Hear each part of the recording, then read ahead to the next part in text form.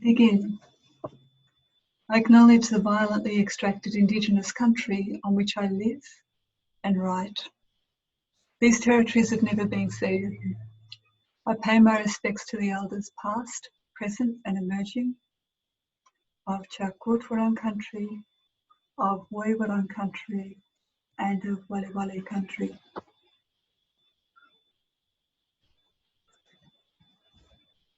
Today I'm going to speak about 3 levels of extraction at play as I carve into my family history. Some final incisions will reveal related takings away in my body. This is a fleshy critical ethnography. My beginning point is the work of socio-cultural scientist Macarena Gomes Barris. I take her influential description of corporate extraction where territories exist as commodities and extend her analysis to animal agriculture, specifically the Queensland cattle industry. I define this mode of extraction as a destructive taking away with no generative returns. Is this extended definition of taking away from Gomes Barris?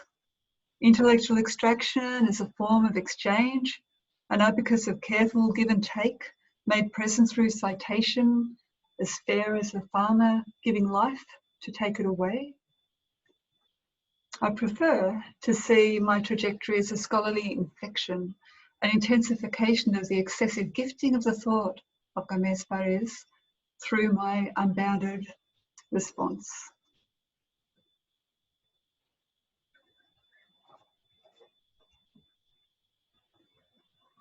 With abandon then, my first consideration of cattle industry extractions.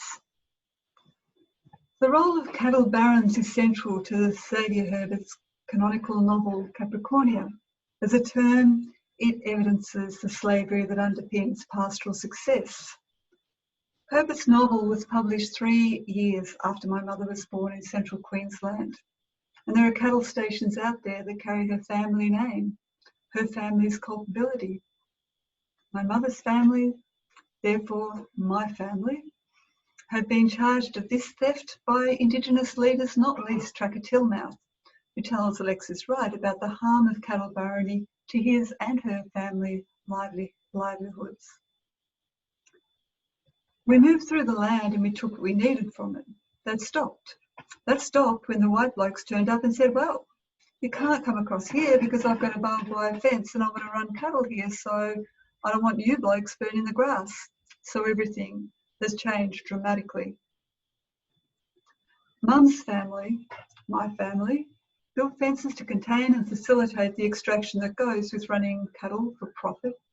The stolen livelihood of my mother's family is part of central Queensland's white occupation. Some call it progress, but my privilege is anything but progressive. In this continent commonly known as Australia, the cattle industry is a harmful aberration. As social and political scientist Christopher Mays writes, First Peoples ontologies and epistemology should set the terms and conditions of food sovereignty.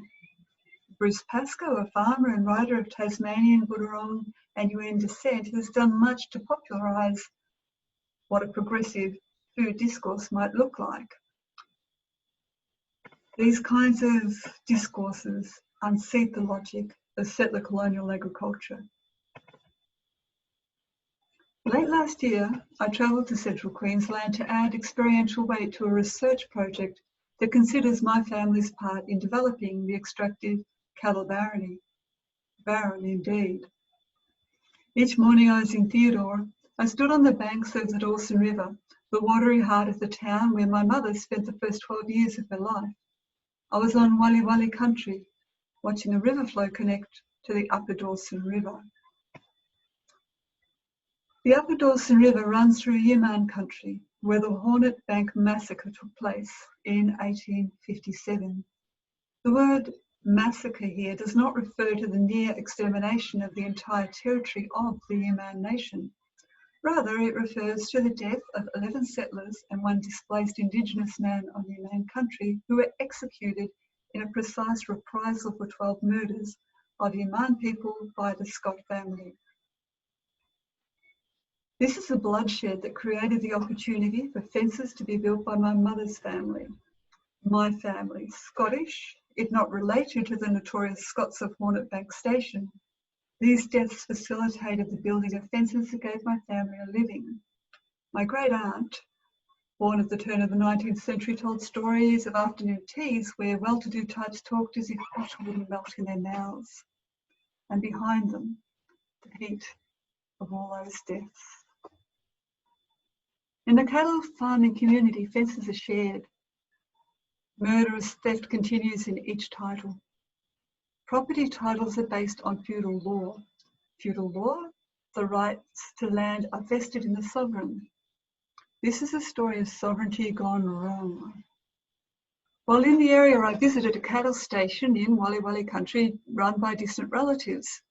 My mother went to this station often when she was a child, and I know her stories of chasing cattle on the back of a horse, breaking to eat sandwiches of corned beef with mustard, as well as I know myself. We drive for some time along a dirt road through dry land. Emus rush from the car noise, and I feel ghosts in the still of their wake.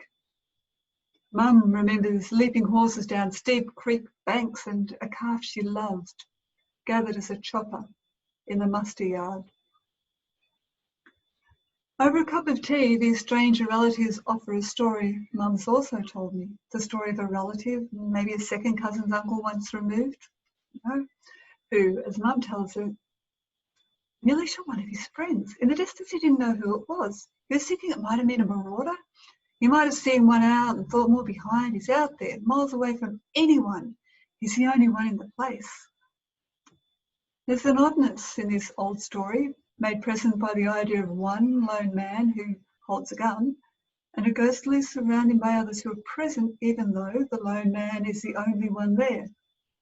It's a story that goes way back. One of the distant relatives tells us the same story and adds stealth attacks along the creek that fronts his station home. I listen, but it wouldn't melt in my mouth. A marauder is someone who raids, who extracts. His telling is a truth told all back to front. It's a drought year, as it has been for years. The creek is stone bare. No chance of swimming through that creek's brown waters now, breathing through reeds stealthily, as hidden as a fish in this water. This family, my family, has lived through a flood that took the river head high over where we sit under the house, telling stories. The precarity of their lives is a revelation.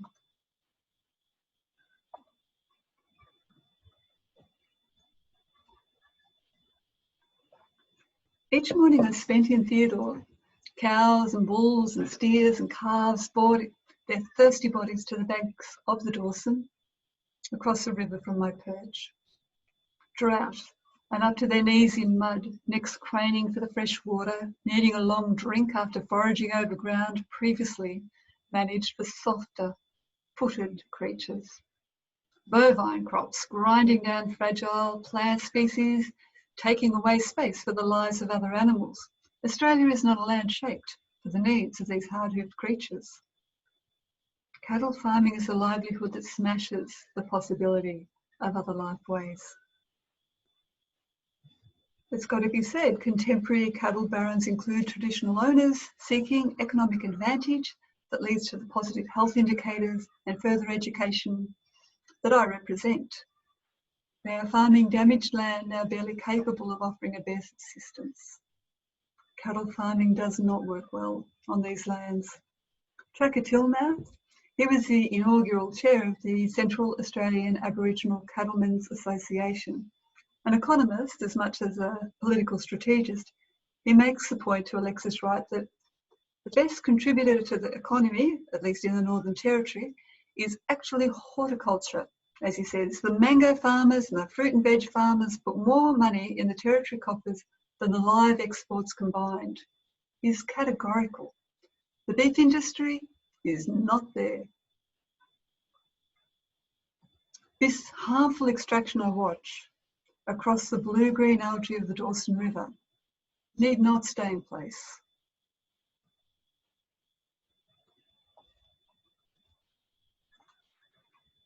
Along the secondary highways that surround Theodore, the cattle have rights to the road's verges as they fatten to be felled. Cattle pits, another kind of fence.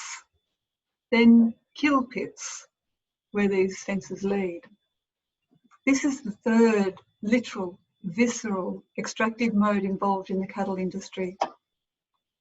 The brutal extraction of lives, death, dissection, and distribution. Driving through the drought-inflicted lands that give my mother much of her self-definition, it looks to me like the land is dying. The grass is beyond dry. Mum's father told her, when you have a real drought, the grass isn't brown, it's grey. I see this grey in the sandy desert that is a farm as I travel into the station of Mum's stories. Mum says, the worst drought I ever saw was in 1948. Cattle would go in the creek trying to get to the water, and because there was no feed, they were weak and they'd get bogged. And because this drought had gone on so long, there was no money, so they couldn't afford to shoot them. So they'd just go up to the cattle, and between their horns, you'd dig straight into their brains with a pocket knife. You'd cut a triangle, and that was the quickest way to kill them. That was the best way to kill them because they were starving. They went around all day where there were dams or creek holes or wherever there was any water just to kill the cattle. They were starving and in the mud. It was horrible, just horrible. Such horrors. But enough of those creatures survived for cattle seasons to continue for 80 more years till now. Like this land, it seems like there's no end to it.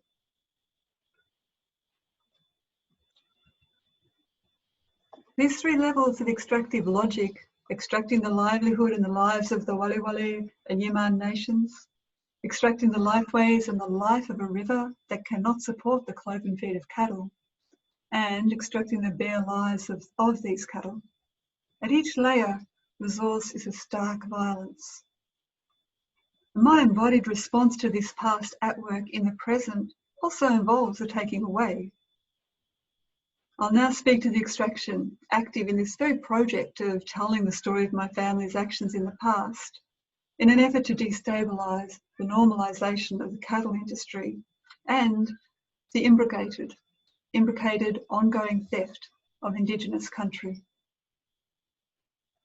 My voice in itself has an extractive invasiveness. Educated, white, speaking in the name of a university, I have skin in the game. A contribution like this to a conference like this reinforces the knowledge hierarchies critiqued by Indigenous philosopher Martin Nakata. The space I am taking extracts the potential for Indigenous knowledges to be heard. I am speaking when I could be listening.